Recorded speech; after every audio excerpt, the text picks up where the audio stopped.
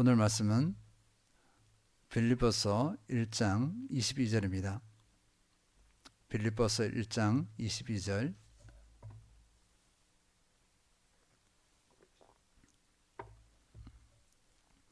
두 번 읽겠습니다. 그러나 만일 육신으로 사는 이것이 내 일의 열매일진데 무엇을 택해야 하는지 나는 알지 못하노라.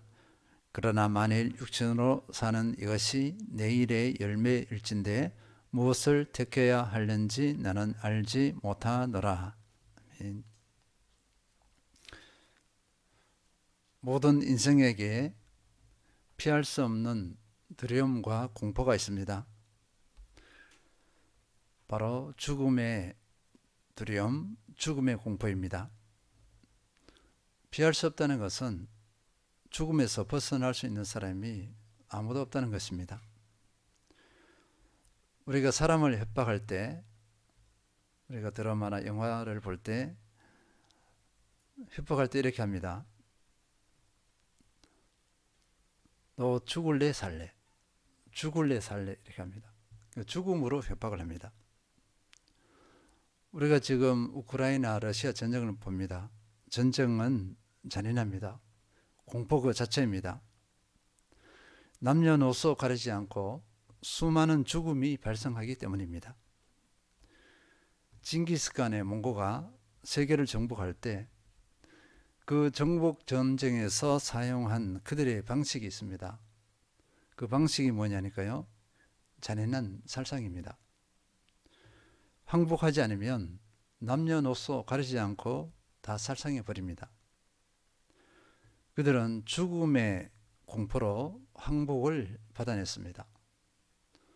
사람들이 그 정복 징기스칸을 이렇게 많이 체하고 합니다.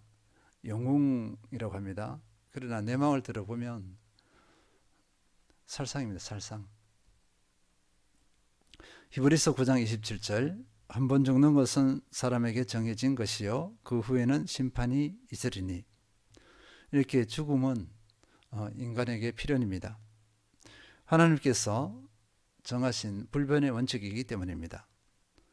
그래서 모든 인생은 늘 죽음을 마주 대하고 있습니다. 죽음의 두려움에서 자유하는 사람은 없을 것입니다. 죽음과 더불어 또 한 가지 사실이 있습니다. 바로 심판입니다. 심판이 있다는 것은 내세가 있다는 것을 의미합니다.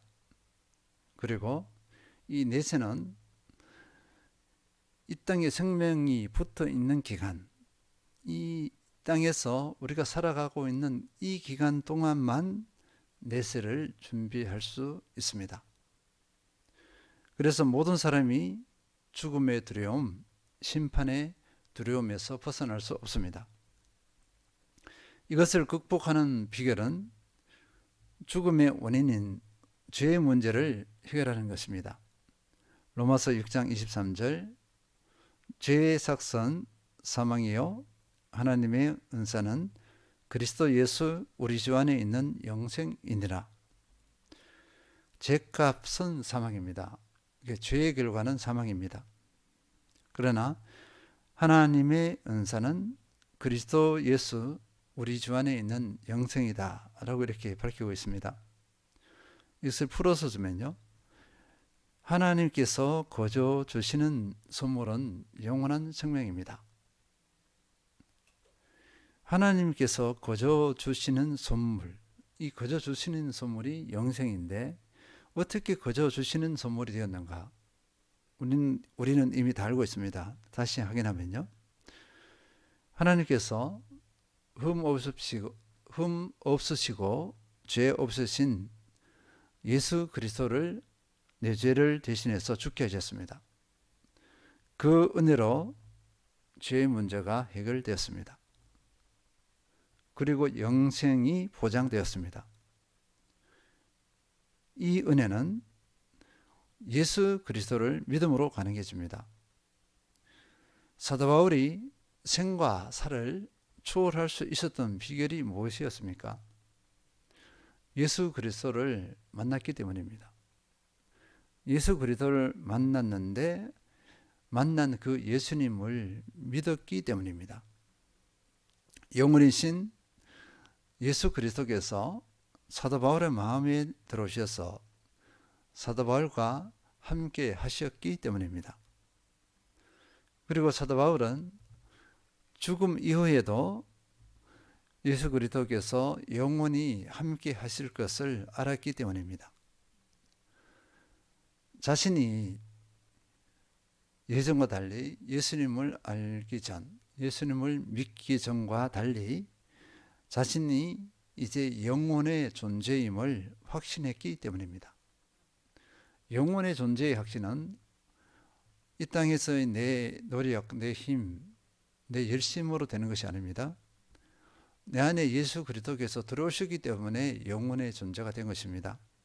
사도 바울은 이것을 알았고 이것을 확신했습니다.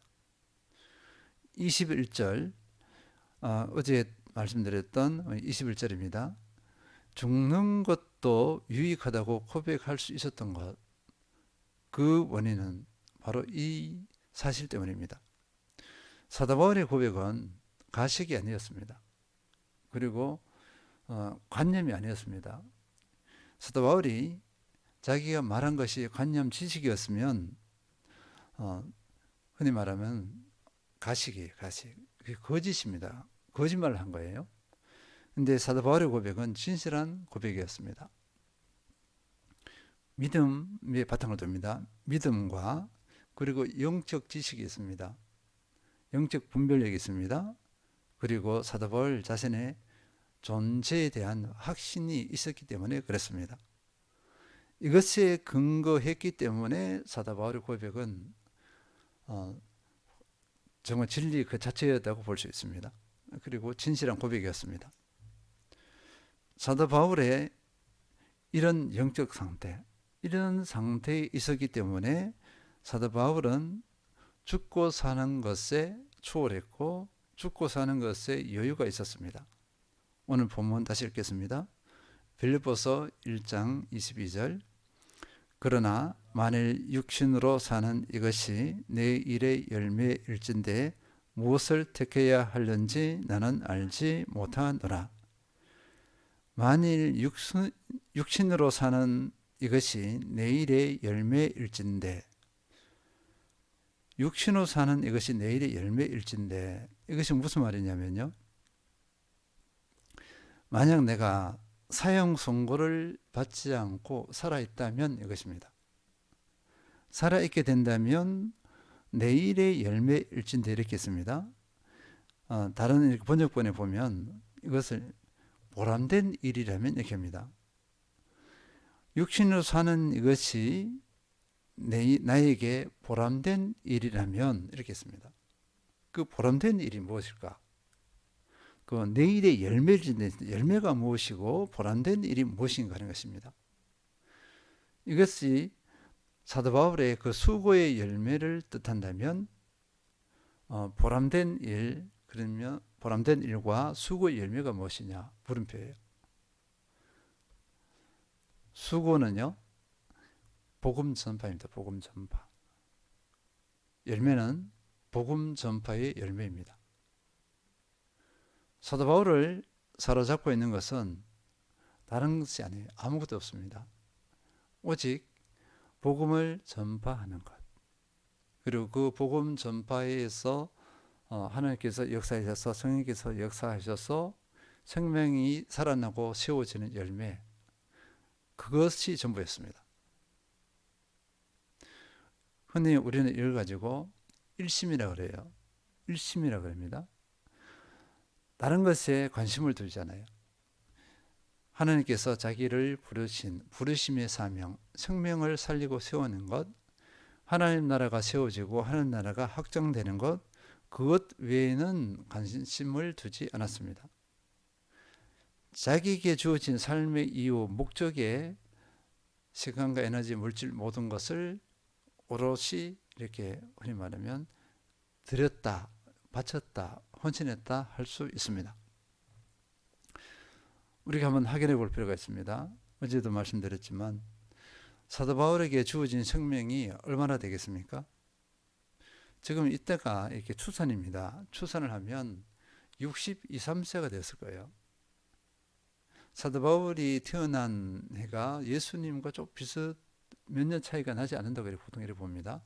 하는데 지금 빌립보서를 쓴 연대가 보니까 AD 한 62에서 63년쯤 됩니다. 실제로 나이를 추산하면 플러스 마이너스가 있겠지만 지금으로 말하면 60대예요. 사도 바울 당시 60대는 우리 때와 같은 60대가 아닙니다. 지금 60대를 젊은 청년이라 그러거든요. 환갑잔치를 하지 않습니다. 요즘 그렇지 않아요. 그냥 생일로 이렇게 맞이합니다. 그러면 그 당시 평균 수명에 비해서 사도 바울의 나이가 어떠하냐 그러니까 우리 시대로 말하면 지금 80, 90대예요. 얼마나 살지 모릅니다. 그 당시에는 60대가 많이 넘지 않아요. 70대는 더랬고 어쩌다가 장수하는 분들이 있지만 어쩌다가 그런 겁니다. 평균적으로는 그러하지 않습니다. 사도 바울에게 어떤 병고나 사고가 일어나지 않더라도 그렇게 오래 살 수 있는 상황은 아니에요. 그런데 사도 바울이 이 나이에 그렇게 고생하다가 복음을 전하는 일에 그렇게 고생과 죽을 고비를 그렇게 넘기고 이렇게 감옥에 갇혀 있어요. 감옥에 갇혀 있는데 혹 석방이 되었다. 석방이 되었다면 이렇게 합니다. 사도 바울이 석방이 되었다면 다른 게 아니라 왜 좋으냐 이거예요. 석방이 되면 좋아. 근데 주님께서 나를 지금 당장 데려가셔도 유익해. 괜찮아. 근데 석방이 돼도 좋아. 근데 왜 좋으냐니까요. 그 노구를 이끌고 어떻게 하냐면 복음을 전할 수 있다는 거예요. 사람을 살리고 세울 수 있기 때문입니다. 인간적인 야망이 아니에요. 성공에 대한 야망도 아니에요. 흔히 말하면 세상 성공이 아니라 교회 안에서 영적 지도자로서의 성공의 야망이 아니라 단 하나 순수한 마음 생명을 살리고 세우는 것입니다. 예수 그리스도께서 이 땅에 오신 목적 똑같이 동일시하는 것입니다. 다른 이유가 개입되지 않았어요. 흔히 말하면 사도 바울의 그 내적 동기는 순전하다 이렇게 볼 수 있습니다. 티가 없어요. 다른 것이 오물이 없습니다.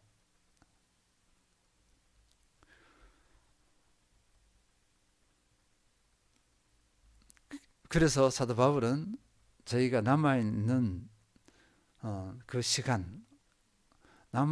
시간을 어떻게 보낼 것인가 또는 어떻게 살 것인가에 대한 답을 가지고 있습니다. 그래서 하나님께서 하나님 뜻 가운데 이 감옥에서 석방되어지면 좋다 이거예요. 그런데 여유가 있습니다. 아주 여유가 있습니다. 왜냐면요. 생사 여떨권은 하나님께 있기 때문에 그렇습니다. 그것을 확신했기 때문에 그렇고 또 하나님을 신뢰했기 때문에 그렇습니다.